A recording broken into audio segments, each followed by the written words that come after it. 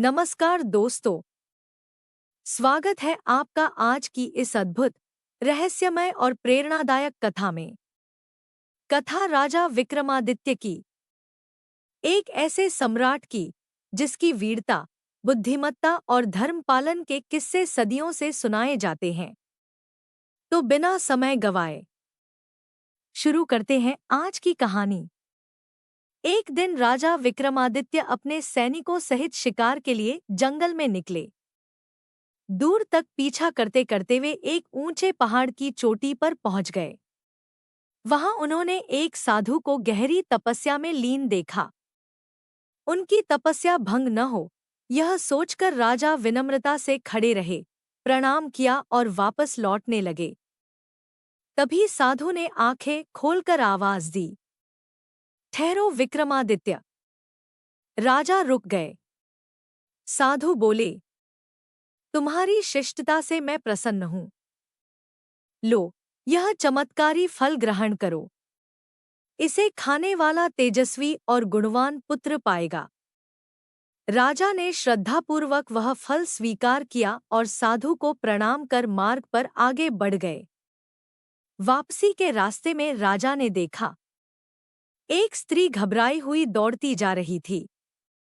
वह रोती, कांपती, बिखरे बालों वाली किसी अनहोनी की ओर भाग रही थी। राजा भी उसके पीछे दौड़े। स्त्री एक कुएं के पास पहुंची और बिना सोचे छलांग लगाने ही वाली थी कि राजा ने उसे पकड़ लिया। राजा ने पूछा, बहन, तुम इतना बड़ा कदम क्यों उठाने जा रही हो? स्त्री फूट फूट कर रो पड़ी। महाराज, मेरा पति मुझे मारता पीटता है क्योंकि मैं उसे पुत्र नहीं दे पाई। मेरी 3 बेटियां हैं और वह कहता है कि मैं अभागन हूं। मैं तंग आ चुकी हूं। मर जाना बेहतर है। राजा का हृदय द्रवित हो गया। उन्होंने उसे वही फल थमाते हुए कहा, यह लो, इसे खाओ। तुम्हें अवश्य यशस्वी पुत्र प्राप्त होगा। स्त्री ने राजा के चरणों में सिर झुकाया और रोते रोते घर की ओर लौट गई। कुछ समय बाद राजा के दरबार में एक ब्राह्मण आया। उसने कहा, महाराज, मैं आपको एक अनमोल भेंट देना चाहता हूं। राजा ने उसे अंदर बुलाया। ब्राह्मण ने वही चमत्कारी फल राजा के हाथ में रख दिया। राजा चकित हो गए। यह फल तुम्हें कहाँ मिला?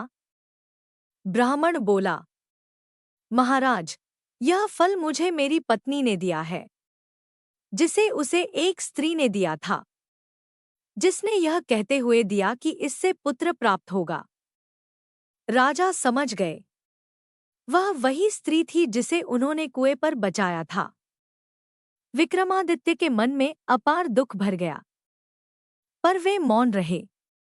उन्होंने फल लिया और अपनी रानी को दे दिया।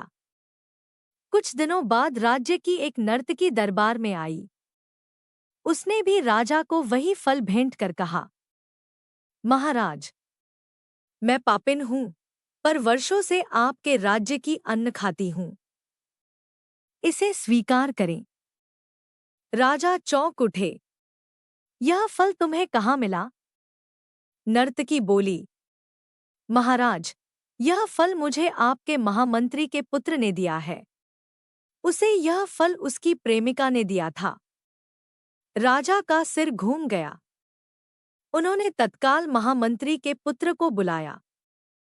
पूछा, तुम्हें यह फल कहाँ मिला? वह घबराकर बोला, महाराज, मुझे यह फल आपकी आपकी रानी ने दिया था। राजा के पैरों तले जमीन खिसक गई। राजा रानी के कक्ष में पहुंचे और नरम स्वर में पूछा, रानी, मैंने तुम्हें जो फल दिया था, उसका क्या किया? रानी ने झूठ बोल दिया, महाराज, मैंने तो उसे लेते ही खा लिया था। राजा ने वह फल उनके सामने दिखाते हुए कहा, यह फल तुमने नहीं खाया। यह वही फल है जो आज नर्तकी ने मुझे दिया है। रानी का शरीर कांपने लगा। उसके हाथ से थाल गिर पड़ा। चेहरा पीला पड़ गया। उसकी बेवफाई का पर्दाफाश हो चुका था। शर्म और भय के कारण रानी ने बाद में आत्महत्या कर ली। राजा विक्रमादित्य टूट गए। उन्होंने राजपाट छोड़ दिया और जंगल में कठोर तपस्या करने चले गए। इंद्रदेव को सूचना मिली कि उनका श्रेष्ठ भक्त विक्रमादित्य राज्य छोड़ चुका है। उन्हें चिंता हुई कि कोई दुश्मन इस मौके का फायदा न उठा ले। उन्होंने अपने एक दूत को विक्रमादित्य का रूप देकर मानव लोक में भेजा। वह दूत वर्षों तक विक्रमादित्य बनकर राज्य की रक्षा करता रहा।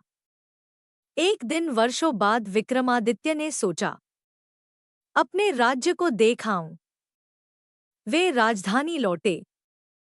महल के द्वार पर पहुंचते ही देवदूत ने उन्हें रोक लिया। कौन हो तुम? इस राज्य का राजा तो मैं हूं, विक्रमादित्य।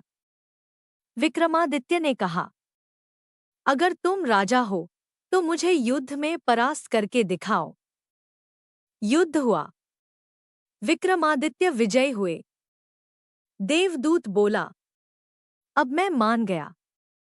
आप ही सच्चे विक्रमादित्य हैं। आपने मुझे पराजित कर दिया। यह मनुष्य के बस की बात नहीं। अब से मैं आपके अधीन हूं।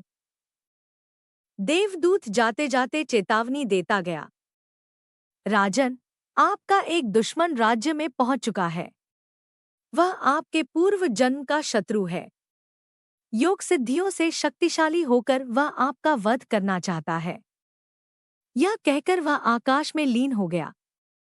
एक दिन दरबार में एक योगी आया।